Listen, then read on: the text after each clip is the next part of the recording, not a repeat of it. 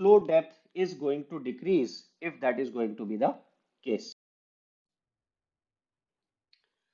Hello students, welcome to our next lecture where we are going to discuss a very important concept of hydraulic jump. So far you have learned so many things about application of conservation of mass, conservation of momentum, and also learned Bernoulli's equation, where we were essentially talking about conservation of energy through Euler's equation. Now the question arises, why we are studying all this in context of water resources engineering? How does it relate to engineering structures or hydraulic structures? So today we are going to discuss a very important concept, that how this flowing water in open channels would interact with various infrastructures, for example, dams, barrages, sluices, that it will interact in the way. So for example, let us say that we have some control structure. We also call this as a sluice gate, where there is some opening, and just behind this sluice gate there is some storage of water, and the depth of this storage is equal to y1, and water is can be assumed to be having a negligible velocity here. So we can say that here velocity of water v1 can be approximated to be 0. It would have some small value because ultimately it would be flowing out, so it is not going to be just a binary switch, but on an average we say that if storage is large, the velocity can be assumed to be 0. Now between section 1.1 and 2.2, and we will assume everywhere that this bed is frictionless.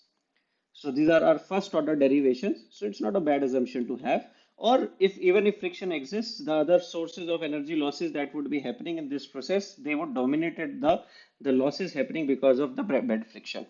Now if we talk about section 1.1 and section 2.2, if we open this gate slightly, and we want to maintain certain discharge Q, and we say that if we have to maintain certain discharge Q corresponding to some height y2, such that our flow is supercritical. And we have already learned that we would say that supercritical flow when the v square by 2g is much greater than y1, such that our Froude number, which is defined as ratio of v upon gy for rectangular channels, become greater than 1. And we know that downstream there is some normal depth or some flow depth y3, which is greater than y2. So we say that a particular phenomena called as hydraulic jump occurs whenever water or fluid that is flowing in supercritical regime tries to reach the height of subcritical regime. And to do that, it would lose some energy in form of eddies or turbulence. So there would be some eddy losses associated here, as a result of which between section 1.2.2 and section 3.3, which I have marked here, the Bernoulli's equation would not be applicable until we specifically know that what is the head loss that is happening because of formation of these eddies.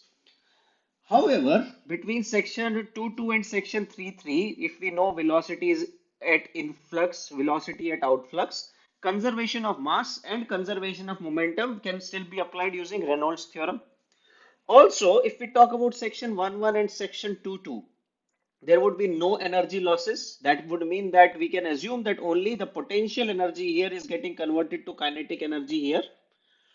Additional forces are acting though, because there is a gate that is present now. So because of presence of this gate or a sluice gate, there would be some thrust that would be acting here.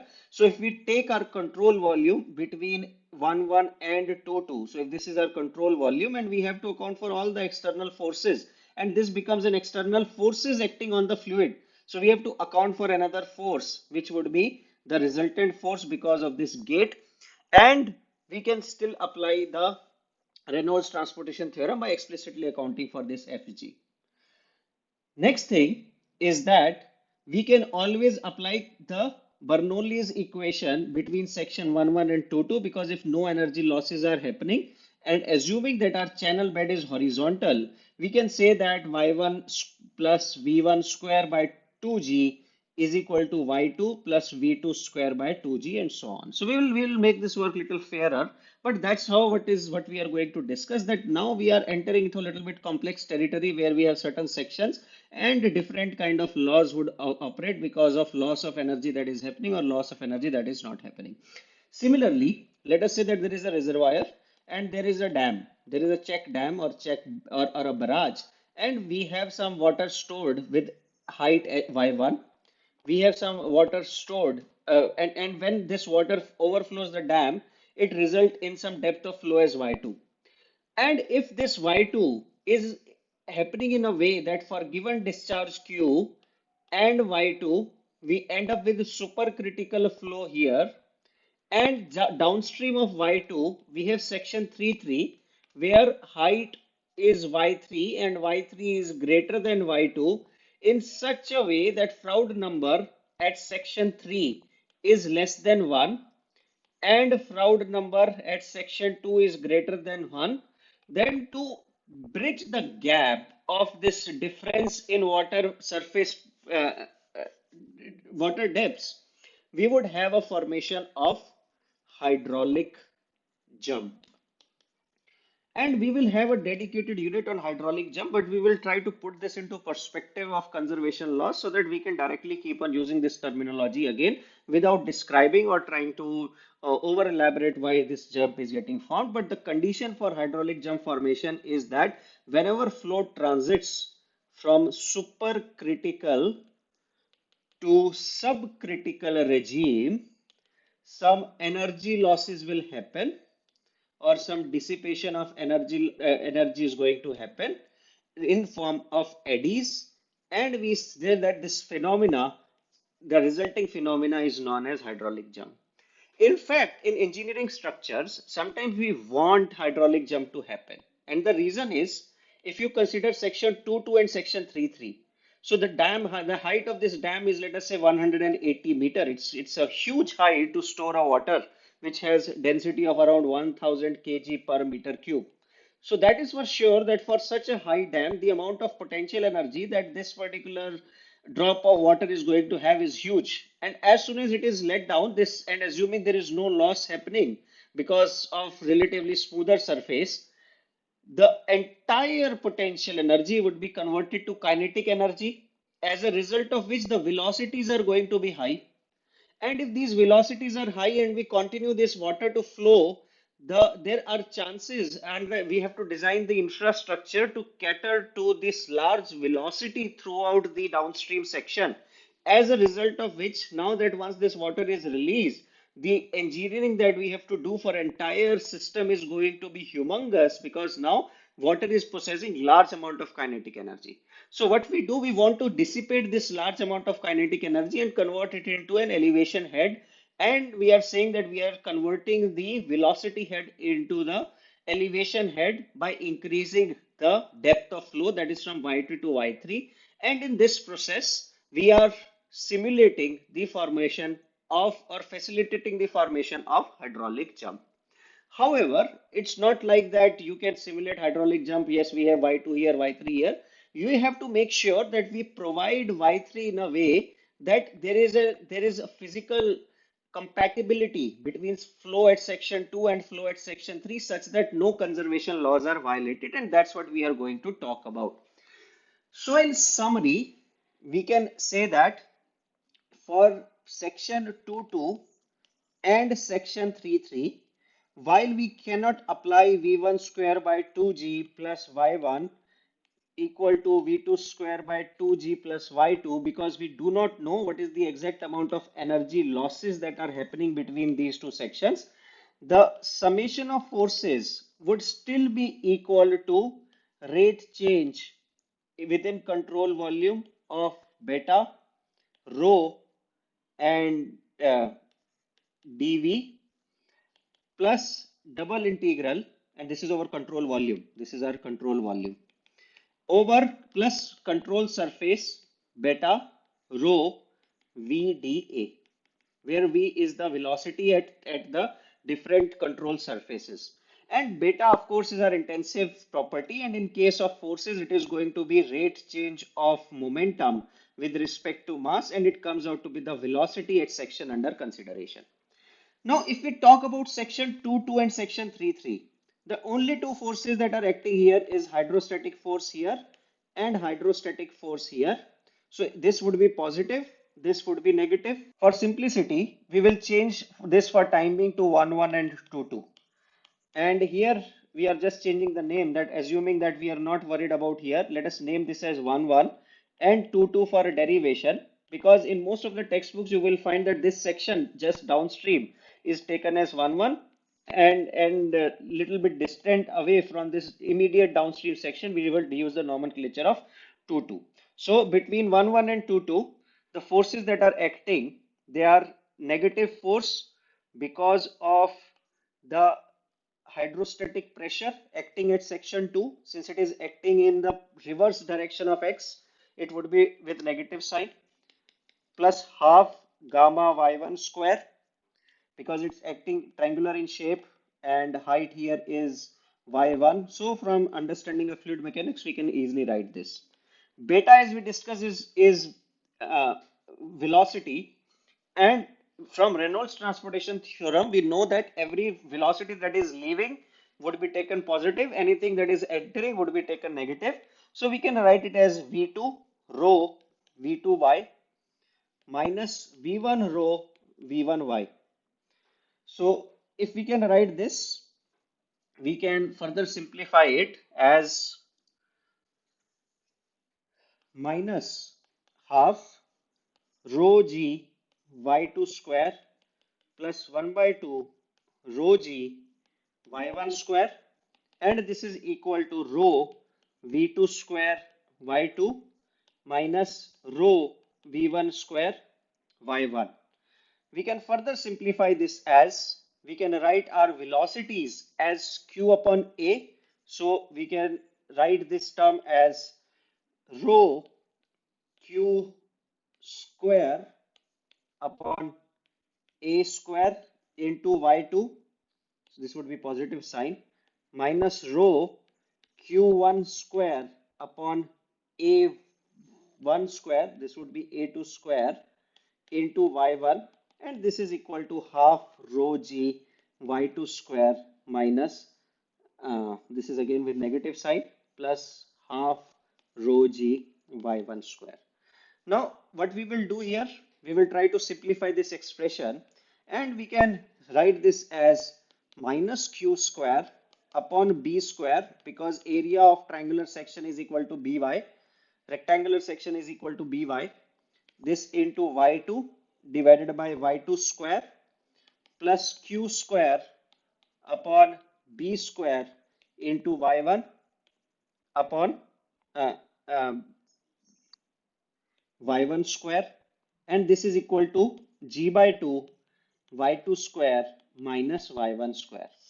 We will further rearrange this as q square into y2 minus y1 divided by y1 y2 upon b square equal to g by 2 into y1 plus y2 into y2 minus y1. I'm just expanding it and rearranging the terms on the left hand side.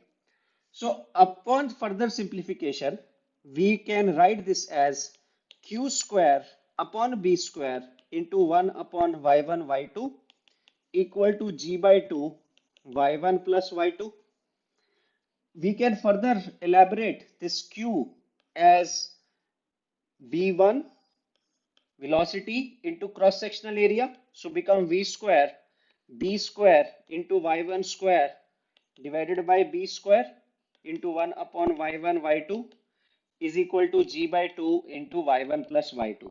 Because our objective here is that what is the relationship between y1 and y2, that's why we are going through all this mathematics. But ultimately there are only two things that we are playing with here, that is area is equal to by, our q is equal to area multiplied by velocity, and that's what we are trying to simplify this relation by doing some algebra. That's all we are doing here.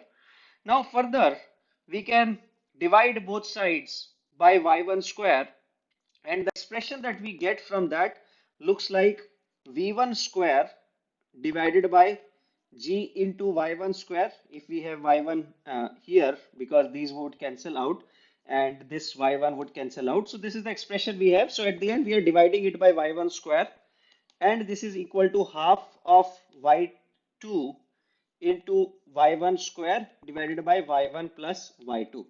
And the reason we did this is that we know that V upon Gy, its square root is equal to Froude number. So we can see that this quantity is square of Froude number. This is something that we also did in our last derivation when we were trying to determine the trajectory or profile. So can we write this as that Froude number at section 1 and its square is equal to half of y2 upon y1 square into y1 plus y2. Upon further simplification, the end expression that we get relating y1 and y2 looks like y2 is equal to y1 divided by 2 minus 1 plus 1 plus 8 fr1 square. And these becomes the fundamental equation for determination of sequent depths in hydraulic jump. What we mean by sequent depth?